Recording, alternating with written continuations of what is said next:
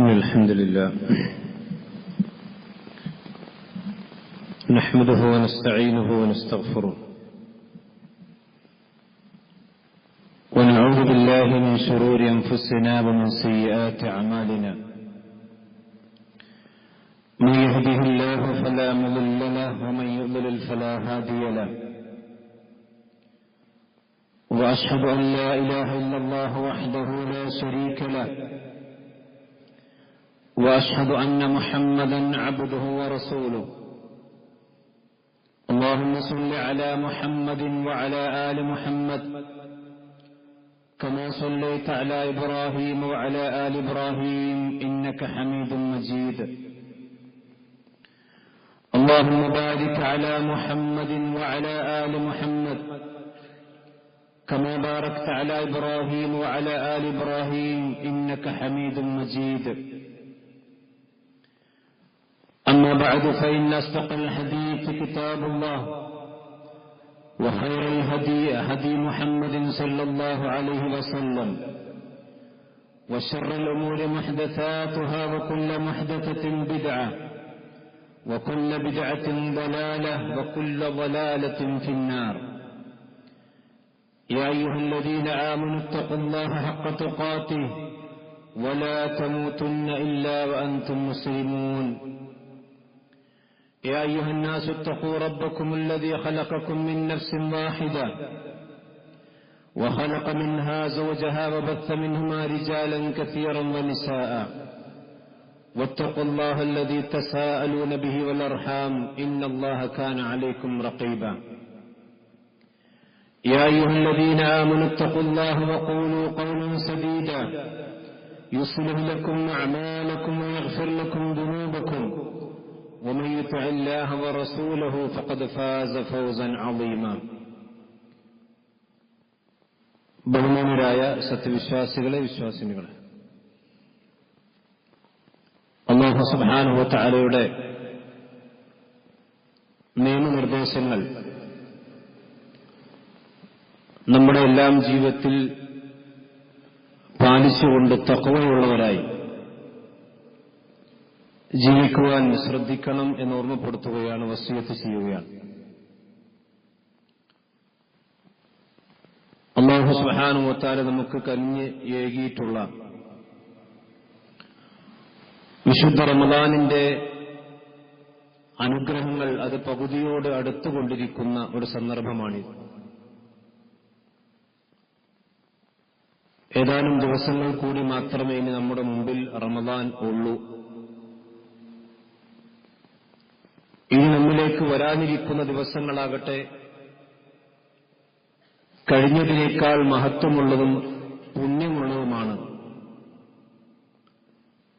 അതിനാൽ കഴിഞ്ഞ പോരായ്മകളെല്ലാം നികത്തി കൂടുതൽ കൂടുതൽ നന്മകൾ ചെയ്യുവാനും ഇസ്തിഗ്ഫാറിലൂടെയും തൗബയിലൂടെയും അല്ലാഹുവിലേക്ക് കൂടുതൽ അടുക്കുവാനും നാം ഓരോരുത്തരും ശ്രദ്ധിക്കണം എന്നീ സന്ദർഭത്തിൽ പ്രത്യേകം ഓർമ്മപ്പെടുത്തുന്നു. അല്ലാഹു അതിനെ അനുഗ്രഹിക്കുമാറാവട്ടെ. നബി സല്ലല്ലാഹു അലൈഹി വസല്ലമയുടെ ജീവിതം എടുത്ത് പരിശോധിച്ചു നോക്കിയാൽ വിശുദ്ധ റമദാൻ എന്നുള്ളത് വെറും നോമ്പിന്റെ മാത്രം മാസമല്ല. ഇസ്ലാമിക ചരിത്രത്തിലെ വളരെ നിർണായകമായിട്ടുള്ള ബദർ യുദ്ധവും അതുപോലെ തന്നെ മക്ക വിജയവുമെല്ലാം നടന്നിട്ടുള്ളത് വിശുദ്ധ റമദാൻ മാസത്തിലാണ്. നബി സല്ലല്ലാഹു അലൈഹി വസല്ലം നടത്തിയിട്ടുള്ള സൈനിക നീക്കങ്ങളും യുദ്ധങ്ങളുമെല്ലാം ഇസ്ലാമിന്റെ വിമർശകന്മാർ പല രീതിയിലും അതിനെ വിമർശിക്കാറുണ്ട്. പക്ഷെ മുസ്ലിമീങ്ങളായ നമ്മളെ സംബന്ധിച്ചിടത്തോളം നബി സല്ലല്ലാഹു അലൈഹി വസല്ലം നടത്തിയിട്ടുള്ള യുദ്ധങ്ങൾ, പ്രത്യേകിച്ചും ബദർ യുദ്ധവുമായിക്കൊണ്ട് ബന്ധപ്പെടുത്തി നാം മനസ്സിലാക്കേണ്ട ചില അടിസ്ഥാനപരമായ കാര്യങ്ങളുണ്ട്, അതിന്റെ കാരണങ്ങളുമുണ്ട്. ലോകത്ത് ഏറ്റവും കൂടുതൽ സമാധാനം വിളംബരം ചെയ്തിട്ടുള്ള സമാധാന സന്ദേശം ലോകത്ത് പരത്തിയിട്ടുള്ള മതമാണ് ദീനുൽ ഇസ്ലാം, അള്ളാഹുവിന്റെ മതം. നബി സല്ലല്ലാഹു അലൈഹി വസല്ലമ ലോകത്തേക്ക് നിയോഗിതനായത് ആളുകളെ യുദ്ധം ചെയ്ത് തോൽപ്പിച്ച് പരാജയപ്പെടുത്തി കൊലപാതകം നടത്താനല്ല. വമാ അർസൽനാക ഇല്ലാ റഹ്മത്തൻ ലിൽ ആലമീൻ. നബി സല്ലല്ലാഹു അലൈഹി വസല്ലമയിൽ വിശ്വസിച്ചവർക്കും ഇനി വിശ്വസിക്കാത്തവർക്കും കാരുണ്യമായിക്കൊണ്ടല്ലാതെ പ്രവാചകരെ താങ്കളെ നാം അയച്ചിട്ടില്ല എന്ന് വിശുദ്ധ ഖുർആൻ സൂറത്തുൽ അംബിയായിൽ വിശദീകരിക്കുകയാണ്. അപ്പോൾ പ്രവാചകൻ സല്ലല്ലാഹു അലൈഹി വസല്ലമ നടത്തിയിട്ടുള്ള യുദ്ധങ്ങളും പോരാട്ടങ്ങളും ഈ റഹ്മത്തിന്റെ ഭാഗം തന്നെയാണ്. ഈ ആയത്തിന് വിരുദ്ധമായൊരു പ്രവർത്തനം പ്രവാചകന്റെ കാലഘട്ടത്തിലോ ജീവിതത്തിലോ ഉണ്ടാവുകയില്ല. പ്രവാചകൻ സല്ലല്ലാഹു അലൈഹി വസല്ലമയുടെ എന്തു പറഞ്ഞാലും അത് റഹ്മത്തായിരിക്കും. പ്രവാചകൻ എന്ത് ചെയ്താലും അത് റഹ്മത്തുൽ ലിൽ ആലമീനാണ്. അതേപോലെ തന്നെയാണ് പ്രവാചകൻ സല്ലല്ലാഹു അലൈഹി വസല്ലമ നടത്തിയിട്ടുള്ള യുദ്ധങ്ങളും റഹ്മത്തുൽ ലിൽ ആലമീൻ തന്നെയാണ്. അത് എങ്ങനെയാണ് ആകുന്നത് എന്നുള്ളതാണ് നമ്മൾ മനസ്സിലാക്കേണ്ടത്. നബി സല്ലല്ലാഹു അലൈഹി വസല്ലമ നടത്തിയ യുദ്ധങ്ങളുടെ ചരിത്രം നമ്മുടെ മുമ്പിലുണ്ട്. പ്രവാചകൻ യുദ്ധങ്ങൾ നടത്തിയ സ്ഥലങ്ങൾ നമുക്ക് ചരിത്രത്തിൽ വളരെ പ്രസിദ്ധമാണ്, സമയം പ്രസിദ്ധമാണ്. പ്രവാചകന്റെ ചരിത്രം എടുത്ത് പരിശോധിച്ച് നോക്കിയാൽ പ്രവാചകൻ യുദ്ധം നടത്തിയ സ്ഥലങ്ങളിലെല്ലാം പ്രവാചകൻ സല്ലല്ലാഹു അലൈഹി വസല്ലം ഒരു പള്ളി ഉണ്ടാക്കിയിട്ടുണ്ട്, ആരാധനയ്ക്ക് വേണ്ടി കേന്ദ്രങ്ങൾ ഉണ്ടാക്കിയിട്ടുണ്ട്. അതിൽ ഏറ്റവും പ്രസിദ്ധമായിരുന്നാണ് നബി സല്ലല്ലാഹു അലൈഹി വസല്ലമ മദീനയിൽ വന്നപ്പോൾ തന്നെ മസ്ജിദ് നബവി ഉണ്ടാക്കിയല്ലോ. അത് യുദ്ധത്തിലൂടെ വന്നതല്ല. പക്ഷെ പ്രവാചകൻ സല്ലല്ലാഹു അലൈഹി വസല്ലമ ഖൈബറിലേക്ക് പോയി. അവിടെ പ്രവാചകൻ പള്ളി ഉണ്ടാക്കിയിട്ടുണ്ട്. ആ പള്ളി ഇന്നും ഖൈബറിലുണ്ട്. നബി സല്ലല്ലാഹു അലൈഹി വസല്ലമ തബൂക്കിലേക്ക് യുദ്ധത്തിന് പോയി. 16 സ്ഥലങ്ങളിലാണ് നബി സല്ലല്ലാഹു അലൈഹി വസല്ലമ നമസ്കാരം നിർവഹിച്ചത്. ആ 16 സ്ഥലങ്ങളിലും ഇന്ന് മുസ്ലിമീങ്ങൾക്ക് പള്ളിയുണ്ട്, നൂറ്റാണ്ടുകളായിക്കൊണ്ട് തന്നെ. പ്രവാചകന്റെ 10 വർഷക്കാലത്തെ മദീന കാലഘട്ടത്തിലാണല്ലോ പ്രവാചകൻ യുദ്ധത്തിലേക്ക് തിരിയുന്നത്. 13 വർഷക്കാലം നബി സല്ലല്ലാഹു അലൈഹി വസല്ലമ പീഡനങ്ങളും പ്രയാസങ്ങളും സഹിച്ച് വാക്കുകൾ കൊണ്ട് വർണ്ണിക്കാനാകാത്ത വിധം പീഡനങ്ങളാണ് സുമയ്യ റളിയല്ലാഹുവിനെ പോലെയുള്ള, അമ്മാറിനെ പോലെയുള്ള, യാസിറിനെ പോലെയുള്ള നമ്മുടെ മുൻഗാമികളായ സഹാബിമാർ സാഹിത്യത്യാഗം അതൊരു വാക്കുകൊണ്ടും പേന കൊണ്ടും ഒരിക്കലും രേഖപ്പെടുത്തുവാനോ പറയുവാനോ സാധ്യമല്ലാത്ത വിധം അത്രയും കൊടിയ പീഡനങ്ങളായിരുന്നു. അതിനുശേഷമാണ് മദീന കാലഘട്ടത്തിലാണ് അല്ലാഹു സുബ്ഹാനഹു വ തആല യുദ്ധത്തിന് അനുവാദം കൊടുത്തത്. അത് 27 യുദ്ധങ്ങളിലാണ് നബി സല്ലല്ലാഹു അലൈഹി വസല്ലം നേരിട്ട് പങ്കെടുത്തിട്ടുള്ളത്. അതിൽ 9 യുദ്ധങ്ങളിലാണ് നബി സല്ലല്ലാഹു അലൈഹി വസല്ലം യുദ്ധത്തിൽ പങ്കാളിയായി യുദ്ധം ചെയ്തിട്ടുള്ളത്. 27 യുദ്ധങ്ങൾ പ്രവാചകൻ നേതൃത്വത്തിലുണ്ടായിരുന്നു. പ്രവാചകൻ യുദ്ധക്കളത്തിൽ റസൂലുള്ളാഹി യുദ്ധം ചെയ്തത് 9 യുദ്ധങ്ങളിലാണ്. അത് ബദർ, ഉഹദ്, ഖന്ദഖ്, ബനു ഖുറൈള, ബനു മുസ്തലഖ്, ഖൈബർ, ഫത്ഹു മക്ക, ഹുനൈൻ, ത്വായിഫ്. ഈ യുദ്ധങ്ങളിലാണ് നബി സല്ലല്ലാഹു അലൈഹി വസല്ലമ നേരിട്ട് പോരാളിയായി യുദ്ധത്തിൽ പങ്കെടുത്തിട്ടുള്ളത്. ബാക്കിയുള്ള യുദ്ധങ്ങളിലെല്ലാം നബി സല്ലല്ലാഹു അലൈഹി വസല്ലം നിർദ്ദേശങ്ങൾ കൊടുത്ത് ആ സൈന്യത്തിന്റെ കൂടെ നിൽക്കുകയാണ് ചെയ്തിട്ടുള്ളത്. ഇസ്ലാമിലെ യുദ്ധം എന്ന് പറഞ്ഞാൽ അതൊരു ഇബാദത്താണ്, ആരാധനയാണ്. അതൊരു കൂട്ടത്തല്ലല്ല. അല്ലെങ്കിൽ ഫുട്ബോൾ ഗ്രൗണ്ടുകളിലും അങ്ങാടികളൊക്കെ നടക്കുന്ന കൂട്ടത്തല്ലല്ല ഇസ്ലാമിൽ യുദ്ധം എന്ന് പറയുന്നത്. അതൊരു ഇബാദത്താണ്, ആരാധനയാണ്, കൂലി കിട്ടുന്ന കാര്യമാണ്. അതുകൊണ്ട് തന്നെ നബി സല്ലല്ലാഹു അലൈഹി വസല്ലം ഒരു ആരാധനയ്ക്ക് വേണ്ടി, ഒരു ഇബാദത്തിന് വേണ്ടി പോകുന്ന സന്ദർഭത്തിൽ, യുദ്ധത്തിന് വേണ്ടി പോകുന്ന സന്ദർഭത്തിൽ ആ യുദ്ധത്തിൽ പങ്കെടുക്കുന്ന ആളുകൾക്ക് നബി സല്ലല്ലാഹു അലൈഹി വസല്ലമ പ്രത്യേകമായിക്കൊണ്ട് വസിയ്യത്തും പ്രത്യേകമായിക്കൊണ്ട് നിർദ്ദേശങ്ങൾ നൽകാറുണ്ട്. എങ്ങനെയെങ്കിലും പോയി യുദ്ധം ചെയ്തു വരാന്നല്ല. അത് പ്രവാചകൻ യുദ്ധത്തിൽ മാത്രമല്ല, ദഅവത്തിന് വേണ്ടി ആളെ പറഞ്ഞേക്കുമ്പോൾ അങ്ങനെ തന്നെയാണ്. അനക്കിഷ്ടമുള്ള രൂപത്തിൽ ദഅവത്ത് നടത്തിക്കൊന്നല്ല. ഉമൈർ ബിൻ വഹബ് റളിയല്ലാഹു അൻഹു അദ്ദേഹം മക്കക്കാരനാണ്. അദ്ദേഹം നബി സല്ലല്ലാഹു അലൈഹി വസല്ലം അടുക്കൽ വന്നുകൊണ്ട് മുസ്ലിമായി. അങ്ങനെ ലമ്മ അസ്ലമ വഅറാദ അൻ യർജിഅ ഇലാ മക്ക ലിയദുഅ ഖൗമഹു, തന്റെ നാട്ടുകാരെ കൂടി തന്റെ ആദർശത്തിലേക്ക് കൊണ്ടുവരാൻ വേണ്ടി അതേ മക്കയിലേക്ക് തന്നെ തിരിച്ചു പോകാൻ ഒരുങ്ങുമ്പോൾ നബി സല്ലല്ലാഹു അലൈഹി വസല്ലം പറഞ്ഞു, ഫഖ്ഹിഹു അഖാകും ഫീ ദീനി. ഇദ്ദേഹം അവിടെ ചെന്ന് ദഅവത്ത് നടത്താൻ പോവുകയാണ്. അതുകൊണ്ട് നിങ്ങൾ നിങ്ങളുടെ സഹോദരന് ദീനിന്റെ വിജ്ഞാനങ്ങൾ പകർന്നു കൊടുക്കണം, നല്ല ആഴത്തുള്ള വിജ്ഞാനം കൊടുക്കണം. വഖരിഉൽ ഖുർആൻ, നിങ്ങൾ അദ്ദേഹത്തിന് ഖുർആൻ ഓതിക്കൊടുത്ത്, അതുപോലെ തന്നെ അദ്ദേഹത്തിന് നിങ്ങൾ ഖുർആൻ കേട്ട് അങ്ങോട്ടും ഇങ്ങോട്ടും പഠിപ്പിച്ച്, നിങ്ങൾ ഖുർആനും ദീനും പഠിപ്പിച്ചുകൊണ്ടായിരിക്കണം നിങ്ങൾ ഉമൈറിനെ മക്കയിലേക്ക് പറഞ്ഞേക്കേണ്ടത് എന്ന് നബി സല്ലല്ലാഹു അലൈഹി വസല്ലമ പറഞ്ഞതായിക്കൊണ്ട് ഹദീസുകൾ കാണാൻ കഴിയും. ഇപ്പൊ ദീനിന്റെ ഏത് കാര്യവും അങ്ങനെ തന്നെയാണ്. ദഅവത്താണെങ്കിലും യുദ്ധമാണെങ്കിലും ഒക്കെ അതിൽ വിജ്ഞാനമുണ്ടാകണം, അതിൽ കഴിവുണ്ടാകണം. നബി സല്ലല്ലാഹു അലൈഹി വസല്ലം അതിന് നിർദ്ദേശം കൊടുക്കാറുണ്ട്.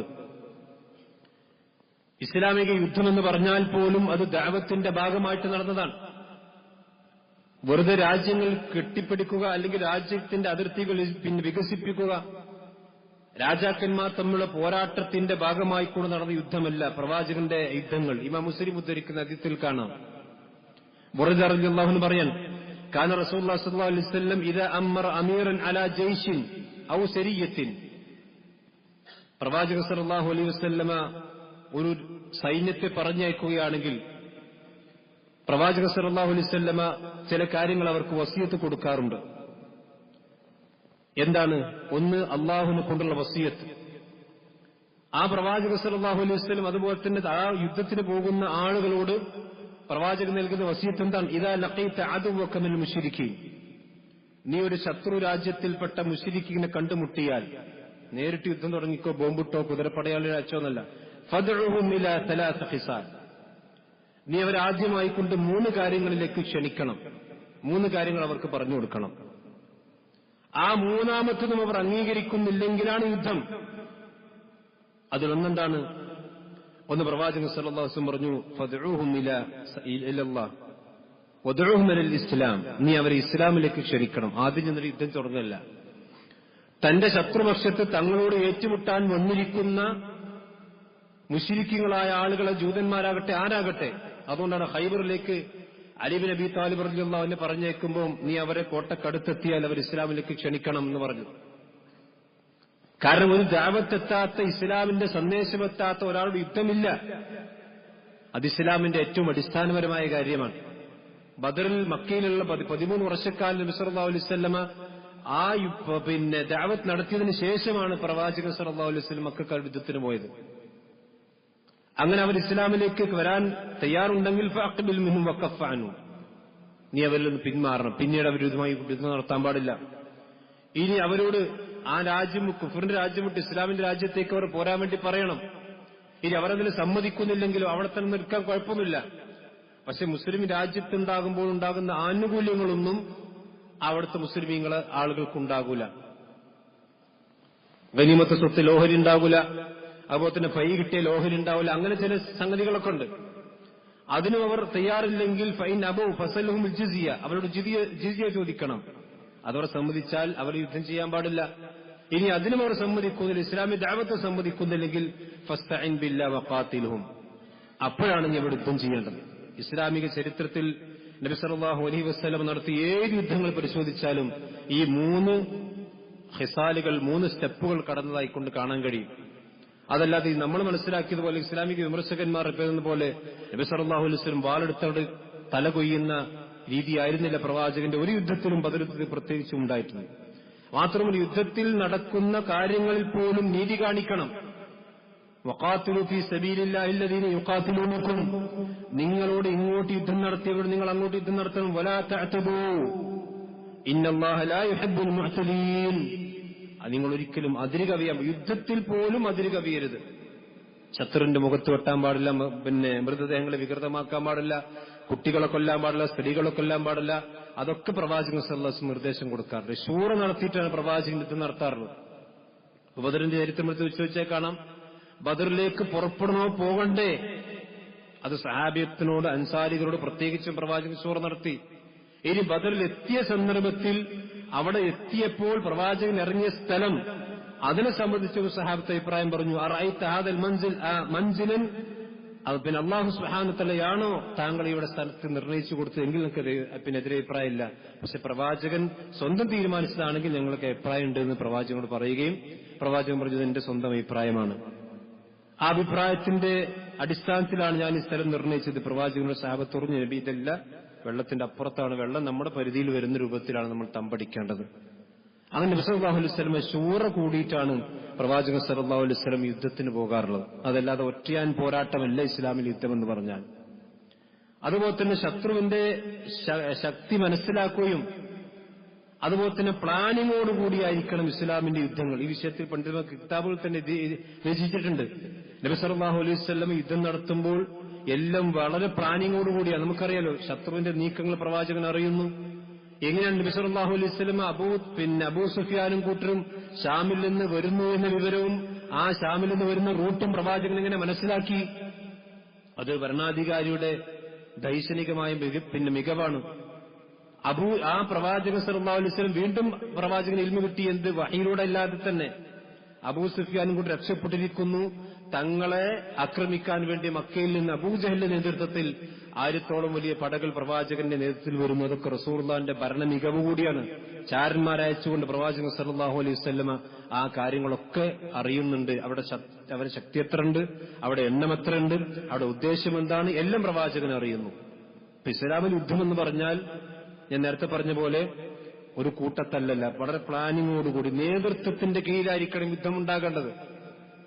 ഇസ്ലാമിലെ ജിഹാദ് എന്ന് പറഞ്ഞാൽ ഒരു ഭരണകൂടത്തിന്റെ കീഴിൽ, അല്ലെങ്കിൽ ആ ഭരണകൂടം നിശ്ചയിക്കുന്ന അമീറിന്റെ കീഴിലല്ലാതെ ഇസ്ലാമിൽ ജിഹാദില്ല. അതേസമയത്ത് ഒരു സ്വന്തം വീട് ആക്രമിക്കാൻ വരുന്നുണ്ടെങ്കിൽ മുതലാക്രമിക്കാൻ വരുന്നു, അവിടെ ഒരു മനുഷ്യൻ പ്രതിരോധിക്കുന്ന വേറെ സമൂഹമായിക്കൊണ്ടുള്ള ജിഹാദിന്റെ നേതൃത്വമാണ്. അതുകൊണ്ട് ആ പ്രവാചകൻ സല്ലല്ലാഹു അലൈഹി വസല്ലമ മൂത്ത യുദ്ധത്തിലേക്ക് സഹാബത്തിനെ പറഞ്ഞപ്പോൾ പറഞ്ഞു, മൂത്ത യുദ്ധത്തിൽ നിങ്ങളുടെ നേതാവ് സെയ്ദ് ബിൻ ഹാരിസയായിരിക്കും. ഫൈൻ ഖുത്ല സെയ്ദുൻ ഫജഅഫർ, ഇത് സെയ്ദ് കൊല്ലപ്പെടുകയാണെങ്കിൽ ജഅഫർ ആയിരിക്കും പിന്നെ സേനാനായകൻ. വൈൻ ഖുത്ല ജഅഫറുൻ ഫഅബ്ദുല്ലാഹി ബിൻ റവാഹ, ഇത് ജഅഫറും കൊല്ലപ്പെടുകയാണെങ്കിൽ അബ്ദുല്ലാഹി ബിൻ റവാഹയായിരിക്കും നേതാവ്. അപ്പൊ ഇങ്ങനെ 3 നേതാക്കന്മാരെ നബി സല്ലല്ലാഹു അലൈഹി വസല്ലം നിർണയിച്ചു കൊടുത്തുകൊണ്ടാണ് പ്രവാചകൻ സല്ലല്ലാഹു അലൈഹി വസല്ലം യുദ്ധം നടത്തിയത്. ഏത് യുദ്ധമാണെങ്കിലും പ്രവാചകൻ സല്ലല്ലാഹു അലൈഹി വസല്ലം യുദ്ധകാലം എന്ന് പറഞ്ഞാൽ 7 വർഷക്കാലവും 5 മാസവുമാണ് പ്രവാചകൻ യുദ്ധരംഗത്തുണ്ടായത്.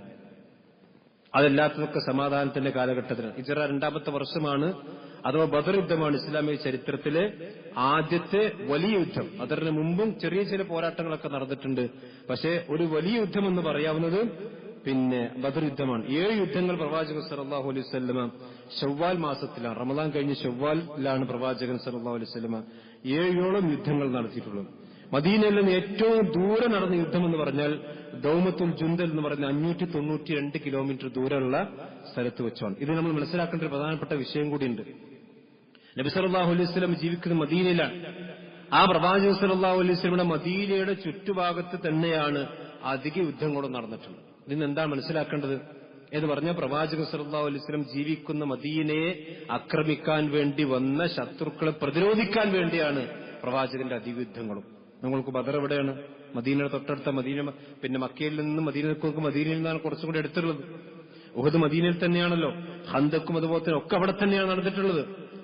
മദീനയിൽ നിന്ന് വളരെ ദൂരെ നടന്നിട്ടുള്ളത് പിന്നെ ദൗമത്തുൽ ജുന്ദൽ എന്ന് പറയുന്ന പിന്നെ പ്രദേശത്താണ് യുദ്ധം നടന്നിട്ടുള്ളത്. അത് ഒരുപാട് കാരണങ്ങൾ അതിലുണ്ട്. അതേപോലെ തന്നെ പ്രവാചകൻ സല്ലല്ലാഹു അലൈഹി വസല്ലം നേരിട്ട് നടത്തിയ യുദ്ധങ്ങളിൽ ആകെ മുസ്ലിങ്ങളായിട്ടുള്ളതിൽ നിന്ന് യുദ്ധക്കളത്തിൽ വെച്ചുകൊണ്ട് ഷഹീദായവർ 134 ആളുകൾ മാത്രമേ ഉള്ളൂ. ശത്രുപക്ഷത്തിൽ നിന്ന് 212 ആളുകൾ. ആകെ 346 ആളുകളാണ് പ്രവാചകൻ സല്ലല്ലാഹു അലൈഹി വസല്ലം പങ്കെടുത്ത യുദ്ധങ്ങളിൽ ആകെ ശത്രുപക്ഷത്തു നിന്നും മുസ്ലിം പക്ഷത്തു നിന്നും പിന്നെ മരണപ്പെട്ടിട്ടുള്ളൂ. അതുപോലെ തന്നെ പ്രവാചകന്റെ സൈന്യങ്ങളെടുത്ത് പരിശോധിച്ച് നോക്കിയാലും ഏകദേശം പിന്നെ 13 യുദ്ധങ്ങളിൽ 500-ൽ താഴെ ആളുകൾ മാത്രമേ പങ്കെടുത്തിട്ടുള്ളൂ. 6ഓളം യുദ്ധങ്ങളിൽ 500-നും 1000-നും ഇടയിലുള്ള ആളുകളാണ്. 8 യുദ്ധങ്ങളിൽ മാത്രമാണ് 1000-ലധികം ആളുകൾ നബി സല്ലല്ലാഹു അലൈഹി വസല്ലമയുടെ കൂടെ സഹാബത്തിന്റെയും അപ്പുറത്തുമായിട്ടുള്ള യുദ്ധങ്ങൾ നടത്തിയിട്ടുണ്ട്. ഇതിൽ ഏറ്റവും പ്രധാനപ്പെട്ട ഒന്നാണ് ബദർ യുദ്ധം. ഇത് റമദാൻ മാസത്തെ ഹിജ്റ 2-ലാണ് നടന്നിട്ടുള്ളത്. അപ്പൊ നമ്മുടെ നാട്ടിൽ ബദർ എന്ന് പറയുമ്പോൾ തന്നെ എന്തോ വേറെ ഒരു രൂപത്തിലാണ് ഇസ്ലാമിക ചരിത്രത്തിൽ നിന്നും ഖുർആനിൽ നിന്നും സുന്നത്തിൽ നിന്നും സഹാബത്തിൽ നിന്നും ചരിത്രത്തിൽ നിന്നും അതല്ലെങ്കിൽ മുൻഗാമികളായ ആളുകളുടെ ചരിത്രത്തിൽ നിന്നും മനസ്സിലാക്കാത്തൊരു ബദറാണ് നമ്മുടെ നാട്ടിലുള്ള ചില ആളുകൾ മനസ്സിലാക്കി. എന്താ ഖുർആനും സുന്നത്തിനും ബദറിനെ സംബന്ധിച്ച് പറഞ്ഞിട്ടുള്ളത്? വിശുദ്ധ ഖുർആൻ പേരെടുത്തുകൊണ്ട് പറഞ്ഞ യുദ്ധങ്ങളിൽ പെട്ട ഒരു യുദ്ധമാണ് ബദർ. 2 യുദ്ധത്തിന്റെ പേരെ ഖുർആൻ പറഞ്ഞിട്ടുള്ളൂ, ഹുനൈൻ യുദ്ധവും ബദർ യുദ്ധവും. അത് രണ്ടിനും ചില ഗുണപാഠങ്ങളുണ്ട്. കാരണം ബദറിൽ മുസ്ലിമീങ്ങൾ കുറവായിരുന്നു, ശത്രുപക്ഷത്തുള്ള ആളുകൾ 3 ഇരട്ടിണ്ടായിരുന്നു. അതേസമയത്ത് ഹുനൈൻ യുദ്ധത്തിൽ മുസ്ലിമീങ്ങളാണ് ശത്രുക്കളെക്കാൾ കൂടുതലുണ്ടായിരുന്നത്. എന്നിട്ടും ആദ്യ ഭാഗത്ത് മുസ്ലിമീങ്ങൾക്ക് വലിയ കനത്ത പരാജയമുണ്ടായി. ഇത് രണ്ടും നമുക്ക് ഗുണപാഠമാണ്. വിശുദ്ധ ഖുർആൻ സൂറത്ത് ആൽ ഇംറാൻ പറയാൻ, വലഖദ് നസറകുമുല്ലാഹു ബിബദരിൻ വഅൻതും അദില്ല ഫത്തഖുല്ലാഹ ലഅല്ലകും തശ്കുറൂൻ. വലഖദ് നസറകുമുല്ലാഹ്, അല്ലാഹു നിങ്ങളെ ബദറിൽ സഹായിച്ചിട്ടുണ്ട്. ആ ബദറിൽ സഹായിച്ചിട്ടുണ്ട് എന്ന വിവരം ഇനി ഖിയാമത്ത് നാൾ വരേക്കുമുള്ള മുസ്ലിമീങ്ങൾ വിശുദ്ധ ഖുർആൻ സൂറത്ത് ആൽ ഇംറാൻ ഓതിക്കൊണ്ടേയിരിക്കണം. എന്താണ് അതിന്റെ ഹിക്മത്ത്? ബദർ യുദ്ധം കഴിഞ്ഞ ഒരു മുസ്ലിമീങ്ങൾ ജയിച്ചു, അതൊരു ചരിത്ര വസ്തുതയാണ്. പക്ഷെ ആ ചരിത്ര വസ്തുത വീണ്ടും വീണ്ടും മുസ്ലിമീങ്ങളെ കൊണ്ട് എന്തിനാണ് അല്ലാഹു സുബ്ഹാനഹു വ തആല ആവർത്തിച്ച് ഓർമ്മിപ്പിച്ചുകൊണ്ടിരിക്കുന്നത്?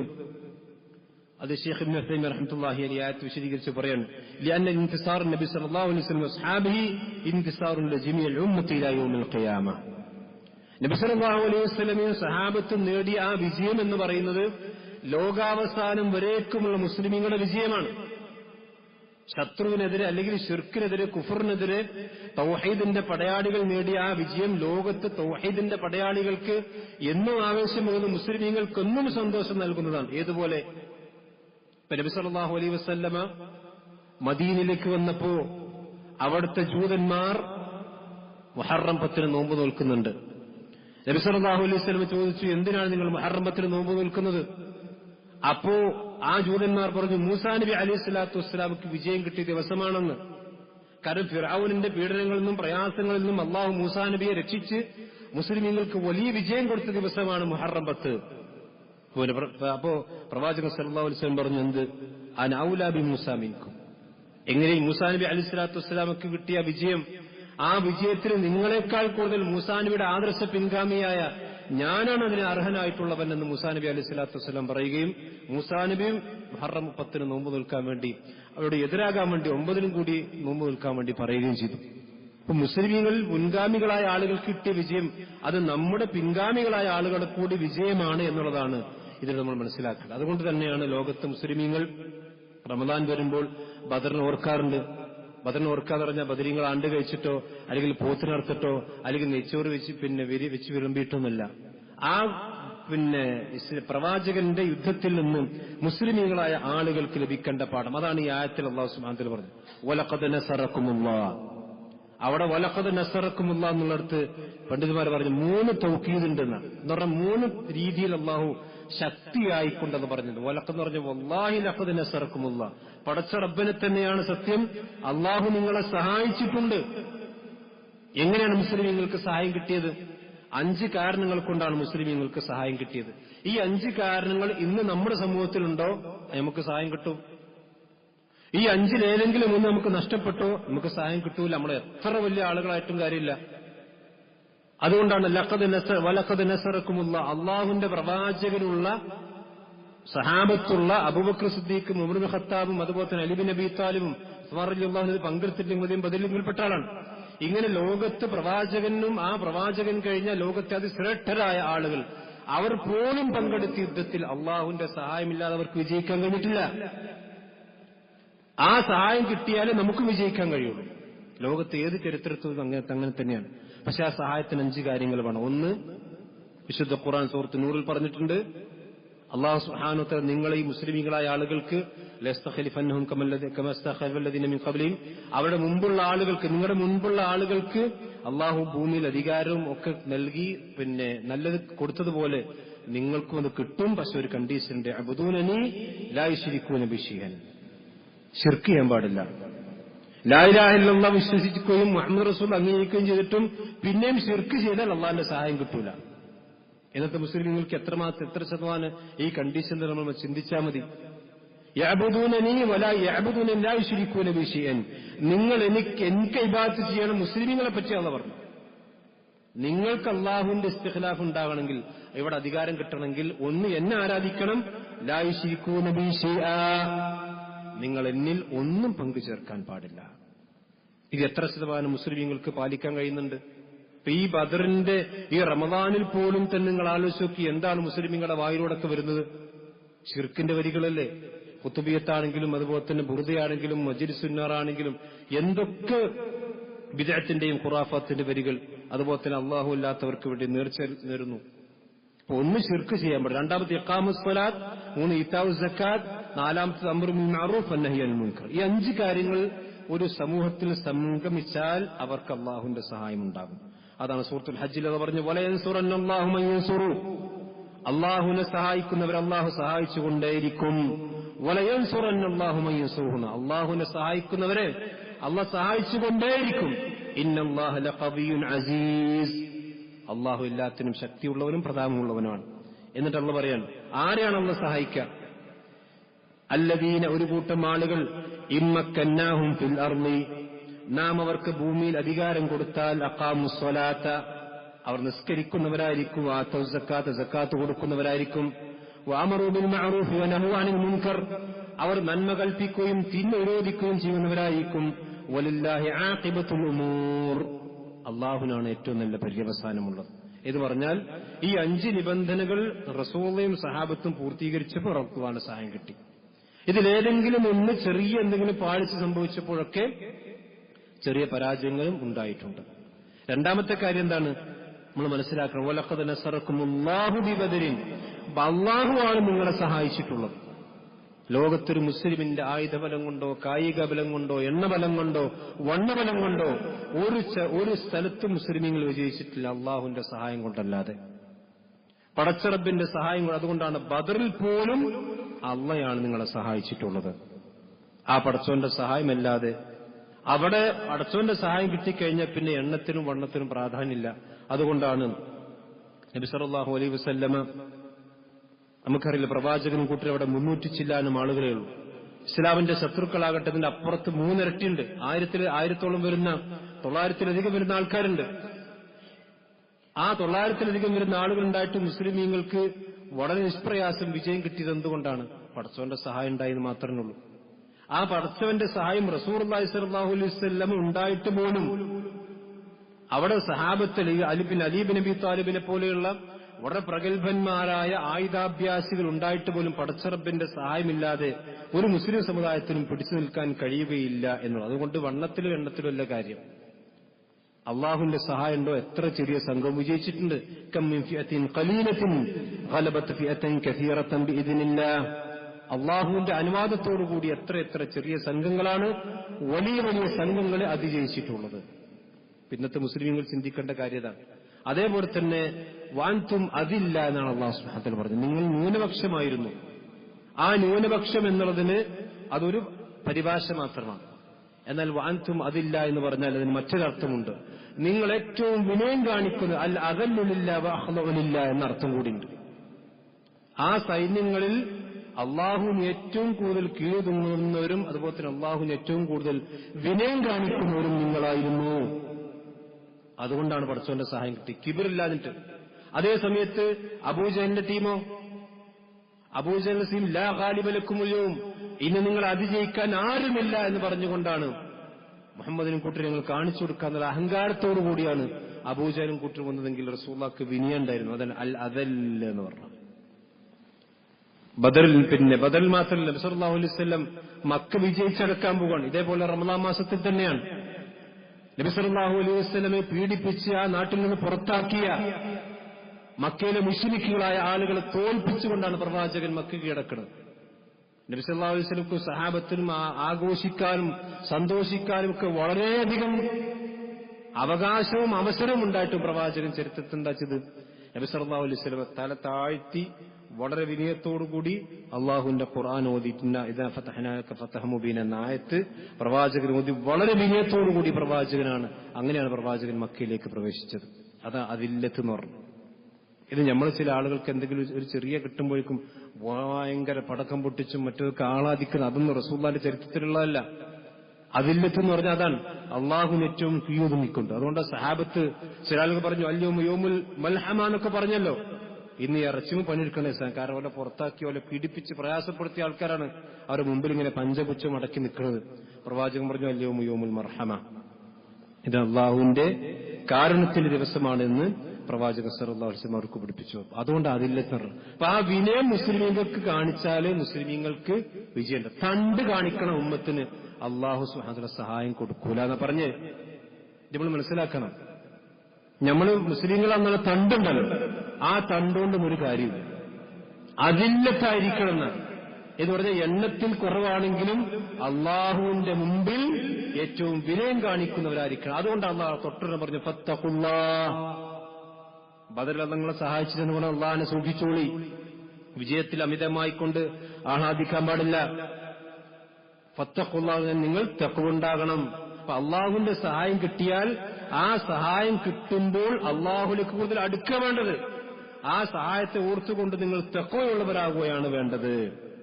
എന്നോ അള്ളാഹിന്റെ സഹായം കിട്ടിയ ബദറിന്റെ ദിവസത്തിൽ പോത്തിനർത്ത് അല്ലെങ്കിൽ അള്ളാഹു അല്ലാത്തവർക്ക് വേണ്ടി നേർച്ച ഒരുപാട് നിർത്തി അള്ളാഹ്ക്ക് തീരെ ഇഷ്ടമല്ലാത്ത കാര്യങ്ങളിലേക്ക് മുഴുകുക. അതാണ് തഖ്വ എന്ന് പറഞ്ഞത്.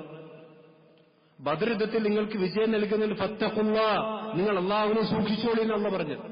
പക്ഷെ ഇന്ന് മുസ്ലിമീങ്ങളായപ്പോൾ ആളുകളും അതിന്റെ നേരെ വിപരീതമാണ്. ചിന്ത തഖ്വ എന്ന് പറഞ്ഞാൽ ഇത്തിഖാദു വിഖായത്തി മിൻ അദാബില്ല, അള്ളാഹുവിന്റെ അദാബിൽ നിന്നുള്ള ഒരു സംരക്ഷണം എടുക്കണം. ബിഫിൽ അവാമിരി വജ്നാബിൻ നവാഹി, ഇതാണ് തഖ്വ എന്ന് പറഞ്ഞത്. നന്മകൾ ചെയ്തുകൊണ്ട് തിന്മയിൽ നിന്ന് വിട്ടുനിന്നുകൊണ്ട് അള്ളാഹുവിന്റെ സഹായത്തിന് നമ്മൾ അർഹരാകണം. പ്രവാചകനും സഹാബത്തിനും വിജയം കിട്ടി, അമിതമായി ആഹ്ലാദിക്കണ്ട. ഫത്തഖുല്ലാഹ്, നിങ്ങൾ അള്ളാഹിനെ സൂക്ഷിച്ചോളി. അപ്പൊ അള്ളാഹിനെ സൂക്ഷിക്കുമ്പോഴാണ് സഹോദരന്മാരെ അള്ളാഹു സുബ്ഹാനഹു വ തആലയുടെ സഹായം കിട്ടുക. അതല്ലാതെ ഇപ്പൊ നമ്മളെ ചില ആൾക്കാർ എന്താ വെച്ചാല് ഈ ബദരീങ്ങള് പേര് വീട്ടിൽ എഴുതി വെച്ചാൽ ഓടെ സഹായം കിട്ടുന്ന, അവിടെ കള്ളം കിടക്കൂല, അവിടെ മുസീബത്ത് വരില്ല, ഇതിനെ പുരയിൽ എഴുതി കരുതുകിൽ ഇതുമാകില്ല കളവില്ല, അതെന്നോ പറഞ്ഞ ബദർമാലയിലുള്ള എന്ന് പറഞ്ഞാൽ അസ്മാഉൽ ബദരീൻ, ബദരീങ്ങൾ ബദർ പങ്കെടുത്ത ആളുകളുടെ പേരൊക്കെ ആ ചുമരുങ്ങനെ എഴുതി വെച്ചാൽ മതി. പിന്നെ ആ വീട്ടിൽ കള്ളം കയറൂല, ഒരു മുസീബത്ത് വരില്ല, പ്ലാഗരോഗം വരില്ല, വസൂരി വരില്ല. ഇതൊക്കെയാണ് അന്ധവിശ്വാസങ്ങൾ. ഇതാണ് തഖ്വ എന്ന് പറഞ്ഞ് അള്ളാഹു സുബ്ഹാനഹു വ തആലയെ സൂക്ഷിക്കാൻ വേണ്ടി അള്ളാഹു സുബ്ഹാനഹു നിർദ്ദേശിച്ചാൽ ആ തഖ്വക്ക് എതിരായ കാര്യങ്ങൾ മുഴുവനും സമൂഹത്തിൽ ഇബ്ലീസ് കൊണ്ട് പിന്നെ നടത്തുന്നുണ്ട്. ഇത് ഒരിക്കലും സഹോദരന്മാരും നമ്മൾ മനസ്സിലാക്കേണ്ട കാര്യമാണ്. ഇങ്ങനെ ഒരു സഹായം അല്ലെങ്കിൽ ഇങ്ങനെ തഖ്വല്ല അള്ളാഹു സുബ്ഹാനഹു വ തആല നമ്മെ പഠിപ്പിച്ചിട്ടുള്ളത്. എന്ന് പറഞ്ഞാൽ നേരെ പടച്ച റബ്ബിന്റെ കാര്യങ്ങൾക്കും കൽപ്പനകൾക്കും നേരെ വിപരീതം പ്രവർത്തിക്കുന്ന കാര്യം. നിങ്ങൾ ആലോചിച്ച് നോക്കൂ, ഒരു മനുഷ്യൻ പ്രയാസപ്പെടുന്ന സന്ദർഭത്തിൽ പോലും ബദരീങ്ങളെ വിളിച്ച് സഹായം ചോദിക്കാൻ വേണ്ടി ഈ റമദാനിൽ പോലും ആളുകൾക്ക് ഉപദേശം നൽകുന്ന പണ്ഡിതന്മാരും നേതാക്കന്മാരൊക്കെ നമ്മളെ കാമുലില്ലേ? ഈ റമദാൻ 17 വന്നാൽ അല്ലെങ്കിൽ 17 വന്നു കഴിഞ്ഞാൽ ബദർ മൗലിദ് ചെല്ലും, അല്ല ബദറിന്റെ കിസ്സപ്പാട്ട് വരും. എന്താ ഇതിലൊക്കെയുള്ള യാ മംബിഹി ഹല്ലറദ വമൻ ബിഹമ്മിൻ നാകിദ ഖുൽ നാദിയം മുസ്തൻജിദൻ യാ അഹ്ല ബദരി ശുഹദാ എന്ന.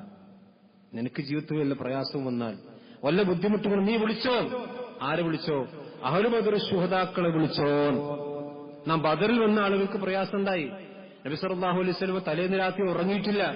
പ്രവാചകൻ സല്ലല്ലാഹു അലൈഹി വസല്ലം ഇരു കൈകളും ആകാശത്തേക്ക് ഉയർത്തി റസൂലുള്ളാഹിന്റെ കണ്ണിൽ നിന്ന് കുടുകുടെ വെള്ളം നിന്ന് പ്രവാചകൻ കരഞ്ഞ് പ്രാർത്ഥിക്കാൻ, അല്ലാഹുമ്മ ഇൻതഹലിക ഹാദിൽ ഉസാബ ഫഇന്നക ലൻ തുഅബദ ഫിൽ അർദ്. അല്ലാഹു ഈ സംഘത്തെ നശിപ്പിച്ചാൽ നിന്നെ ആരാധിക്കുന്ന ഒരു സംഘം ഈ ഭൂമിയിൽ ഉണ്ടാവില്ല പഠിച്ചത്. അതുകൊണ്ട് സൂർണ അതിനെപ്പറ്റി അല്ലാഹു പറയും, ഇത് തസ്തഗീസൂന റബ്ബക്കും, നിങ്ങൾ നിങ്ങളുടെ റബ്ബിനോട് ഇസ്തിഗാസ പ്രയാസത്തിന്റെ ഘട്ടത്തിൽ നിങ്ങൾ പ്രാർത്ഥിച്ചു, ഫസ്തജാബ ലക്കും, അല്ലാഹു നിങ്ങൾക്ക് ഉത്തരം നൽകിയിട്ടുണ്ട്. പക്ഷെ ഇവിടെ പഠിപ്പിക്കണം എന്താ? ഈ പ്രയാസം വന്നാൽ ആ ബദരീങ്ങളെ വിളിച്ച് സഹായം ചോദിക്കണം. ആ ബദരീങ്ങളാകട്ടെ നബി സല്ലല്ലാഹു അലൈഹി വസല്ലം സഹാബത്തും അള്ളാഹുവിനെയാണ് വിളിച്ച് സഹായം ചോദിച്ചത്. അതുകൊണ്ട് അവർക്ക് സഹായം കിട്ടിയിട്ടുണ്ട്. അതുകൊണ്ട് ആ രീതിയിലാണ് സഹോദരന്മാരെ ഈ യുദ്ധങ്ങളെയൊക്കെ നമ്മൾ സ്വീകരിക്കുകയും മനസ്സിലാക്കുക. അതല്ലാതെ സഹാബത്തും അതുപോലെ തന്നെ നമ്മുടെ മുൻഗാമികളൊന്നും മനസ്സിലാക്കാത്ത രീതിയിൽ അവരുടെ പേരിൽ ഒരു ആണ്ട് നേർച്ച നടത്തി, അന്ന് പ്രത്യേകം അറിവ് നടത്തി, എന്നിട്ട് ആ ചോറ് വാങ്ങാൻ വരുന്ന ആ ചോറിനെന്തോ ഒരു ബർക്കത്ത്, ചില ആളുകൾ അത് ഉണക്കിപ്പൊടിച്ച് കൊല്ലങ്ങളോളം കാത്തുവെച്ച് അതിനെന്തോ ഒരു ബർക്കത്ത്. ഇതൊന്നും ഇസ്ലാമികമായിക്കൊണ്ട് യാതൊരു അടിസ്ഥാനവും. കാര്യം നബി സല്ലല്ലാഹു അലൈഹി വസല്ലമ ബദർ കഴിഞ്ഞ് പിറ്റേന്ന് പിന്നെ ബദറിന്റെ ആണ്ട് കഴിക്കാൻ നേരല്ല ഊദിലേക്ക് പോകുന്ന റസൂലുള്ളാഹി സ്വല്ലല്ലാഹു അലൈഹി വസല്ലം. അത് കഴിഞ്ഞ് പ്രവാചകന്റെ 7 വർഷക്കാലം നിരന്തരമായ യുദ്ധമാണ്. ഇന്ന് യുദ്ധങ്ങളൊക്കെ കഴിഞ്ഞ് മക്കം ഫത്ഹിന് ശേഷം സഹാബത്തിന് വിളിച്ച് നബി സല്ലല്ലാഹു അലൈഹി വസല്ലം പറഞ്ഞു, നമുക്ക് ഏതായാലും ബദരീങ്ങൾ ആണ്ട് കഴിക്കാൻ സമയമില്ല, ഏതായാലും ഇപ്പൊ ഹിജ്റ 8 മക്കം ഫത്ഹായില്ലേ, ഇത് നമുക്ക് എല്ലാം കൂടി ആണ്ട് ഒന്നിച്ച് കഴിക്കാന്ന് പ്രവാചകൻ പറഞ്ഞു. ഒരിക്കലുമില്ല. ഇനി പ്രവാചകന്റെ കാലം കഴിഞ്ഞ് ഏകദേശം 30ഓളം വർഷങ്ങൾ സഹാബത്തിന്റെ ഖിലാഫത്ത് ഉണ്ടായിട്ടുണ്ട്. അത് കഴിഞ്ഞിട്ട് പിന്നെ സഹാബത്ത് തന്നെ ഭരിച്ചിട്ടുണ്ട്. അവിടെ ഒന്നുമില്ലാത്തൊരു പുത്തൻ ആചാരങ്ങൾ സമൂഹത്തിലേക്ക് ഇതൊക്കെ മജ്‌ലിസ് നൂറായിട്ടും അതുപോലെ മറ്റേ നൂറായിട്ടൊക്കെ കടന്നു വന്നു. ഇതൊക്കെ അന്ധവിശ്വാസമാണ്.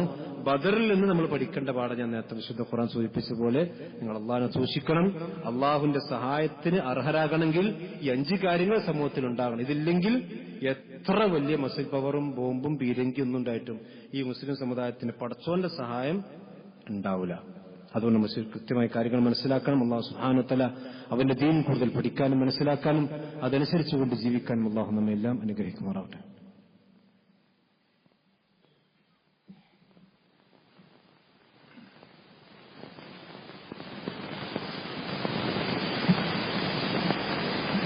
إن الحمد لله والصلاة والسلام على رسول الله وعلى آله وصحبه أجمعين أما بعد. ഒരിക്കൽ കൂടി അല്ലാഹു സുബ്ഹാനഹു വ തആലയെ സൂക്ഷിച്ചുകൊണ്ട് ജീവിക്കണം എല്ലാവരെയും ഓർമ്മപ്പെടുത്തുകയാണ്. നബി സല്ലല്ലാഹു അലൈഹി വസല്ലമയിൽ പ്രവാചകന്റെ സഹാബത്തിൽ ഏറ്റവും ശ്രേഷ്ഠതയുള്ള ആളുകളാണ് ബദറിൽ പങ്കെടുത്ത ബദരീങ്ങളായ ആളുകൾ. അതിൽ ഷഹീദായ ആളുകൾ 14ഓളം പേരാണ്. അവർക്ക് പ്രത്യേകമായ പുണ്യമുണ്ട്. ഇനി ബദറിൽ പങ്കെടുത്തവർക്ക് തന്നെയും പ്രത്യേകമായ പുണ്യമുണ്ട്. അവരാണ് നമ്മൾ ബദരീങ്ങൾ എന്ന് പറഞ്ഞത്. ചില ആളുകൾ ബദരീങ്ങൾ പാപ്പയെന്നൊക്കെ ചില ആളുകൾ വിളിക്കുന്ന കണ്ടപ്പോ ഒരാളാണെന്ന് വിചാരം. അങ്ങനെയല്ല. ബദറിൽ പങ്കെടുത്ത 300 ചില്ലാനും വരുന്ന സഹാബത്തിലാണ് ബദർ. അവർക്ക് അള്ളാഹുവിന്റെ ഖുർആനിലും പ്രവാചകൻ സല്ലല്ലാഹു അലൈഹി വസല്ലമയുടെ സുന്നത്തിലും വലിയ പ്രശംസകൾ വന്നിട്ടുണ്ട്. പ്രവാചകൻ സല്ലല്ലാഹു അലൈഹി വസല്ലം ആ സഹാബത്തിനോട് പറഞ്ഞു, ഇഅ്മലൂ മാ ശിഅ്തും ഖദ് ഗഫറല്ലാഹു ലക്കും. ഇനി നിങ്ങൾക്ക് എന്ത് വേണമെങ്കിലും ചെയ്യാം, അള്ളാഹു നിങ്ങൾക്ക് പുറത്തു തന്നിരിക്കുന്നു. അല്ലാത്ത സഹാബത്തൊക്കെ തിന്മ ചെയ്യുന്നില്ല. ഇനി അങ്ങനെ വല്ല തിന്മകളും അവിടെ ഭാഗത്തുനിന്ന് വന്നാൽ പോലും അത് അള്ളാഹു സുബ്ഹാനഹു വ തആല പുറത്തു നൽകും. അതുകൊണ്ടാണ് നബി സല്ലല്ലാഹു അലൈഹി വസല്ലം മക്കം ഫതഹിന് വേണ്ടി മുന്നൊരുക്കം നടത്തി. ആരും അതറിയരുത് എന്ന് വളരെ പ്രവാചകന്റെ ഏറ്റവും അടുത്ത സഹാബത്തിന്റെ ഏറ്റവും അടുത്ത ആളുകൾ മാത്രമേ അറിഞ്ഞിട്ടുള്ളൂ. സഹാബത്തിൽപ്പെട്ട കുറച്ച് ആൾക്കാർ. ഇതറിഞ്ഞ ഒരു സഹാബി, അദ്ദേഹത്തിന് ചില സാമ്പത്തികമായ ബാധ്യതകൾ മക്കയിലുണ്ട്. അതുകൊണ്ട് തന്നെ മക്കക്കാര് അദ്ദേഹം ഒരു നബി സല്ലല്ലാഹു അലൈഹി വസല്ലമയെ സഹാബത്തിന് മുറ്റിക്കൊടുക്കണമെന്ന് വിചാരിച്ചു പോലും ചെയ്തതല്ല. പക്ഷെ അദ്ദേഹത്തിന് ചില വ്യക്തിപരമായ കാര്യങ്ങൾക്ക് വേണ്ടി ചെയ്തതാണ്. ആ വിവരം ശത്രുക്കൾ അറിഞ്ഞു. നബി സല്ലല്ലാഹു അലൈഹി വസല്ലം വിവരം അറിഞ്ഞു. ഇവിടുന്ന് ആരോ ഒരാൾ മദീനയിലുള്ള ആളുകൾക്ക് ഈ വിവരം മക്കയിലുള്ള ആളുകൾക്ക് എത്തിച്ചു കൊടുത്തിട്ടുണ്ട്. നബി സല്ലല്ലാഹു അലൈഹി വസല്ലം ആ സഹാബിയെ വിളിച്ചു ചോദിച്ചപ്പോൾ സഹാബി നിഷ്കളങ്കമായിട്ടാണ് മറുപടി പറഞ്ഞത്. പക്ഷെ മറ്റു സഹാബിമാരെ സംബന്ധിച്ചിടത്തോളം അതൊരിക്കലും സഹിക്കാൻ കഴിയുന്ന കാര്യമല്ല. കാരണം ഇസ്ലാമിക സമൂഹത്തിന്റെ ഒരു യുദ്ധതന്ത്രവും യുദ്ധനീക്കവും ശത്രുക്കൾക്ക് എത്തിച്ചു കൊടുക്കുക. ഉമർ റളിയല്ലാഹു അൻഹു നബി നിങ്ങൾ ഇപ്പൊ അനുവാദം തന്നാൽ അദ്ദേഹത്തെ ഞാൻ കൊല്ലാം. റസൂലുള്ളാഹി ഒരിക്കലും പാടില്ല. കാരണം ഫഇന്നഹു ശഹിദ ബദറൻ, അദ്ദേഹം ബദറിൽ പങ്കെടുത്ത സഹാബിയാണ്. ആ ബദറിൽ പങ്കെടുത്ത സഹാബിമാരോട് അല്ലാഹു പറഞ്ഞെന്താ, ഇഅ്മലൂ മാ ശിഅ്തും ഖദ് ഗഫറല്ലാഹു ലക്കും. അത്രയും പ്രാധാന്യമുണ്ട് ബദരീങ്ങളെ സംബന്ധിച്ചിടത്തോളം ഇസ്ലാമിൽ. അവരെ ബഹുമാനിക്കണം, അവരാദരിക്കണം. അവർ നടന്ന പാതയിലൂടെ തന്നെയാണ് നമ്മൾ നടക്കേണ്ടത്. അവർ ചെയ്യാത്തൊരു കാര്യം നമ്മൾ ദീന്റെ പേരിൽ ചെയ്യാൻ പാടില്ല. അവർ ചെയ്തൊരു കാര്യം നമ്മൾ ദീന്റെ പേരിൽ ഒഴിവാക്കാനും പാടില്ല. ബദറിലും പെട്ട ആളാണ് 4 ഖുലഫാ റാഷിദീങ്ങൾ. അതുപോലെ തന്നെ പ്രവാചക സല്ലല്ലാഹു അലൈഹി വസല്ലം നേതാവാണ്. ആ ബദരീങ്ങളിൽപ്പെട്ട ആൾ തന്നെയാണ് അബൂബൈദ ബിൻ ജറാഹ് അടക്കമുള്ള ആളുകൾ. ഇപ്പൊ ചില ആളുകൾ ഈ ബദരീങ്ങളെ ബൈത്തിൽ കാണാം. ബദർ മാല അല്ലെങ്കിൽ ബദറിന്റെ ബൈത്ത് വീട്ടിലെത്തി വീട്ടിൽ കെട്ടിത്തൂക്കിയിട്ടുണ്ടെങ്കിൽ അവിടേക്ക് വസൂരി വരില്ല, പ്ലേഗ് രോഗം വരുമെന്നൊക്കെ. യഥാർത്ഥത്തിൽ ബദരീങ്ങളിൽപ്പെട്ട ഒരുപാട് സഹാബിമാർ, ഉമർ ബിൻ ഖത്താബ് റളിയല്ലാഹു അൻഹുവിന്റെ കാലഘട്ടത്തിലുണ്ടായ ഷാമിലുണ്ടായ മാരകമായ പ്ലേഗ് രോഗം ഉണ്ടായി. ആ പ്ലേഗ് രോഗത്തിൽ മരിച്ചവരിൽ ബദരീങ്ങളുണ്ട്. അബൂബൈദ ബിൻ ജറാഹ് റളിയല്ലാഹു അൻഹു അമീനു ഹാദിൽ ഉമ്മ, ഈ ഉമ്മത്തിന്റെ അമീൻ എന്ന് പ്രവാചകൻ വിശേഷിപ്പിച്ച അബൂബൈദ റളിയല്ലാഹു അൻഹു അടക്കമുള്ള ആളുകൾ ആ പ്ലേഗ് രോഗത്തിലാണ് മരിച്ചിട്ടുള്ളത്. ബദരീങ്ങളിൽപ്പെട്ടതിന് ചില ആൾക്കാർ പ്ലേഗ് രോഗം ബാധിച്ച് മരിച്ചിട്ടുണ്ട്. എന്നാൽ നമ്മൾ ചില ആളുകൾ വിശ്വസിക്കുന്നത് വെച്ചാൽ ഈ ബദരീങ്ങളെ പേര് വെച്ചാൽ പിന്നെ ആ വീട്ടിക്ക് പ്ലേഗ് രോഗം കടക്കൂലെന്നാണ്. നിങ്ങൾ ആലോചിച്ചു എന്ത് വിശ്വാസങ്ങൾ, എന്തൊക്കെ ബദരീങ്ങളെ സംബന്ധിച്ച് ഖൈബറിയും എവിടുന്ന് വിളിച്ചാലും കേൾക്കും. ആ ബദരീങ്ങളിൽപ്പെട്ട ആൾക്കാരാണ് 3 കൊല്ലപ്പെട്ട 3 ഖുലഫാ റാഷിദീങ്ങളും ബദരീങ്ങളിൽപ്പെട്ട ആൾക്കാരാണ്.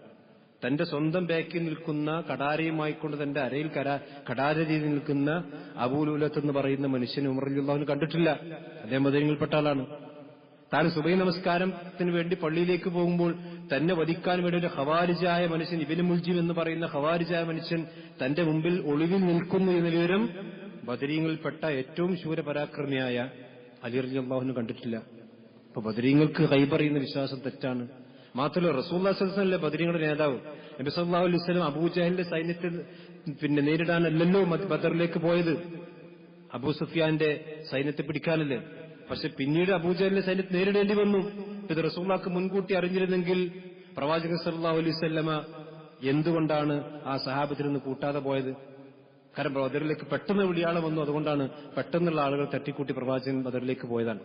ഇതൊക്കെ പ്രവാചകന്മാരുടെ ചരിത്രവും ബദരീങ്ങളെ ചരിത്രം പഠിച്ചു കഴിഞ്ഞാൽ ഇത് കൃത്യമായി നമുക്ക് മനസ്സിലാക്കാൻ, ആദർശം മനസ്സിലാക്കാൻ വലിയ പണിയൊന്നുമല്ല. പക്ഷെ മുസ്ലിമീങ്ങളായ ആളുകൾ അവരുടെ പ്രയാസങ്ങളും അതുപോലെ ബുദ്ധിമുട്ടുകളും എത്രത്തോളം മരിക്കാൻ കിടക്കുന്ന സന്ദർഭത്തിൽ വരെ ദാഹം മൂത്തത് കൂട്ടിടും ഇബിലീസ് കൂസിനെ കാട്ടിടും നേരം ലൈനവനാട്ടുവാൻ ബദരീങ്ങളാൽ തുണ റബ്ബന എന്നൊക്കെ പാടി നടക്കുന്ന നിങ്ങളുടെ സഹോദരന്മാരും സഹോദരിമാരുണ്ട്. ഇതൊക്കെ വലിയ പുണ്യമുള്ള കാര്യം ചെയ്യാൻ. അഥവാ ഒരു മനുഷ്യനെ സംബന്ധിച്ച് മരിക്കാൻ നേരത്തെ ഇബ്ലീസ് അവനെ ഫിത്നയിലാക്കുന്നത് റസൂൽ പഠിപ്പിച്ചതാണ്. മരിക്കുന്ന സന്ദർഭത്തിൽ പോലും ഞങ്ങൾക്ക് പടച്ചവനെ ബദരീങ്ങളെ തുണണ്ടാകണമെന്ന് തവസ്സുലാക്കുന്ന ബൈത്തുകൾ സഹോദരന്മാർ, ഇതൊക്കെ അപകടകരമാണ്. ഇതൊന്നും ഇസ്ലാമിക സമൂഹത്തിന് യോജിച്ചതല്ല. ബദരീങ്ങൾ നടന്ന പാത അത് മുസ്ലിമീങ്ങൾക്ക് എന്നും മാതൃകയാണ്. അതുപോലെ തന്നെ അവർക്ക് എന്നും നമുക്ക് ആവേശമാണ്. ആദർശത്തെ രംഗത്ത് എന്നും നമുക്ക് ആവേശവും അതുപോലെ തന്നെ ഊർജ്ജവുമാണ് ബദറും അതുപോലെ തന്നെ ബദരീങ്ങൾ. പക്ഷേ അതിന്റെ പേരിൽ നടക്കുന്ന അനാചാരങ്ങൾ ഒരിക്കലും ഇസ്ലാമിക സമൂഹത്തിൽപ്പെട്ട ആളുകൾ ചെയ്യാൻ പാടില്ല. അതുമായി കൊണ്ട് ബന്ധപ്പെട്ട പിന്നെ അന്ന് ബദരീങ്ങളാണ്ടില്ല ആട്ടർക്ക് ഓരോ മഹലിലും മത്സരിച്ചാണ് ഇപ്പോൾ അറിവുകളൊക്കെ നടത്താറുള്ളത്. ദീനിലുള്ള കാര്യത്തിന് ആളുകൾക്ക് മത്സരം ഉണ്ടാവില്ല. സുന്നത്ത് നോമ്പ് നോൽക്കാനും അതുപോലെ സ്വതക്ക കൊടുക്കാനും അതിനൊന്നും മത്സരം ഉണ്ടാവില്ല. ഇസ്ലാമിൽ ഇല്ലാത്ത ഏതെങ്കിലും കാര്യങ്ങൾ വരികയാണെങ്കിൽ അതിൽ ഇബ്ലീസ് പ്രത്യേകമായ ഒരു ആവേശവും മത്സരവും ആളുകൾക്ക് ഉണ്ടാവും. എന്നാൽ അതിന്റെ പേരിൽ പരസ്പരം കലഹങ്ങളും അടിയും അതുപോലെ തന്നെ അതിന്റെ പിന്നെ ആണും പെണ്ണും ഇഖ്തിലാത്തും പിന്നെ അങ്ങോട്ടും ഈ റമദാനിൽ പോലും അതിന്റെ എല്ലാ മഹത്വങ്ങളും കളഞ്ഞു കുളിക്കുന്ന രീതിയിലുള്ള അതൊന്നും എല്ലാം നമ്മൾ വിട്ടുനിൽക്കണം. ഇസ്ലാമിക ചരിത്രത്തിൽ എവിടെ നമുക്ക് കാണാൻ സാധ്യമില്ല. ഇത് കൃത്യമായി മനസ്സിലാക്കണം. അല്ലാഹു നമ്മെ എല്ലാം അനുഗ്രഹിക്കുമാറാവട്ടെ. അതുപോലെ തന്നെ പ്രധാനപ്പെട്ട കാര്യം സൂചിപ്പിക്കാൻ നമ്മുടെ തിരുവനന്തപുരം ജില്ലയിലുള്ള ആറ്റിങ്ങലുള്ള ചില സഹോദരന്മാർ നമ്മുടെ ഇവിടെ പിന്നെ സമീപിച്ചിട്ടുണ്ട്. അവിടെ പിന്നെ തൗഹീദിന്റെ പള്ളികളൊന്നും മുസ്ലിമീങ്ങൾ തിങ്ങിപ്പാർക്കുന്ന സ്ഥലമാണ്. പക്ഷെ തൗഹീദിന്റെ ഇതുപോലുള്ള ഖുതുബകൾ നടക്കുന്ന പള്ളികളൊന്നും അവിടെ ഇല്ല. അതുകൊണ്ട് ആ പ്രദേശത്തുള്ള ആളുകൾ കുറച്ച് സ്ഥലം 2 കോടിയോളം രൂപ ചെലവാക്കി അവർ അവിടെ നിന്ന് തന്നെ പൈസ ഉണ്ടാക്കി അവിടെ സ്ഥലം വാങ്ങിയിട്ട് ഇൻഷാ അല്ലാഹ് അവിടെ പള്ളി നിർമ്മിക്കണം. ആ പള്ളി നിർമ്മാണത്തിന്റെ തുടങ്ങാൻ വേണ്ടി ഇൻഷാ അല്ലാഹ് റമദാന് ശേഷം അവർ തുടങ്ങാൻ ആഗ്രഹിക്കുന്നുണ്ട്. വലിയ പണം ആവശ്യമുണ്ട്. ഹൈവേയുടെ തൊട്ട് ചാരി തന്നെയാണ് സ്ഥലം അവർ വാങ്ങിയിട്ടുള്ളത്. അതുകൊണ്ട് ആ പള്ളിയുടെ നിർമ്മാണത്തിന് വേണ്ടി നമ്മുടെ സഹായം ആവശ്യപ്പെടുന്നവർ വന്നിട്ടുള്ള എല്ലാ ആളുകളും കഴിവിന്റെ പരമാവധിനെ സഹായിക്കണം. അത് തെക്കൻ ജില്ലയാണ്, നമുക്കറിയാം. നമ്മുടെ ഇസ്ലാമിക മലപ്പുറം ജില്ല അല്ലെങ്കിൽ മലബാറിനെ പോലെയുള്ള ഇസ്ലാമിക ജാഗരണങ്ങളൊന്നും വേണ്ടത്ര എത്തിയിട്ടില്ലാത്ത ജില്ലയാണല്ലോ അവിടെ. അപ്പൊ അവിടെ നമ്മളെ സഹായിക്കണം. അള്ളാഹുവിന്റെ ദീനിന്റെ മാർഗത്തിൽ എന്ത് കൊടുത്താലും ഇരട്ടിയായി കിട്ടുന്ന സന്ദർഭത്തിൽ അള്ളാഹുവിന്റെ ദീൻ നമ്മളെല്ലാം സഹായിക്കണം. അള്ളാഹു നമ്മെ അനുഗ്രഹിക്കുമാറാവട്ടെ. ഈ വിശുദ്ധ റമദാനിൽ അള്ളാഹുലേക്ക് കൂടുതൽ അടുക്കാനും അതുമൂലം തെറ്റുകളും പാപങ്ങളൊക്കെ എല്ലാം പൊറുക്കപ്പെട്ട് അള്ളാഹുവിന്റെ റയ്യാൻ എന്ന കവാടത്തിലൂടെ സ്വർഗത്തിലേക്ക് പ്രവേശിക്കാനും അള്ളാഹു നമുക്ക് നമ്മുടെ കുടുംബത്തിനും തൗഫീഖ് നൽകി അനുഗ്രഹിക്കുമാറാവട്ടെ. നമ്മുടെ എല്ലാ പാപങ്ങളും അള്ളാഹു പുറത്തു നൽകുമാറാവട്ടെ. നമ്മളിൽ മരണപ്പെട്ടുപോയ നല്ലവരായ നമ്മുടെ മാതാപിതാക്കൾ, നമ്മുടെ കൂട്ടുകുടുംബങ്ങൾ അള്ളാഹു അവർക്കെല്ലാം സ്വർഗം നൽകാതിരിക്കുമാറാവട്ടെ. അവരെ നമ്മെ നാളെ ജന്നാത്തുൽ ഫിർദൗസിൽ അള്ളാഹു ഒരുമിച്ച് കൂട്ടുമാറാവട്ടെ. കൂടുതൽ നന്മകൾ ചെയ്യാൻ ഈ വിശുദ്ധ റമദാൻ പൂർണ്ണമായിക്കൊണ്ട് ആഫിയത്തോടുകൂടി ഈമാനോടുകൂടി ഇഹ്തിസാബോടുകൂടി പൂർത്തീകരിക്കാനും അള്ളാഹു നമുക്ക് നമ്മുടെ കുടുംബത്തിനും തൗഫീഖ് നൽകുമാറാവട്ടെ. ربنا تقبل منا صيامنا وقيامنا يا رب العالمين. ربنا تقبل منا إنك أنت السميع العليم وتب علينا إنك أنت التواب الرحيم. اللهم اغفر للمؤمنين والمؤمنات والمسلمين والمسلمات. اللهم اعز الإسلام والمسلمين وأذل الشرك والمشركين. ربنا آتنا في الدنيا حسنة وفي الآخرة حسنة وقنا عذاب النار. آمين آمين برحمتك يا أرحم الراحمين.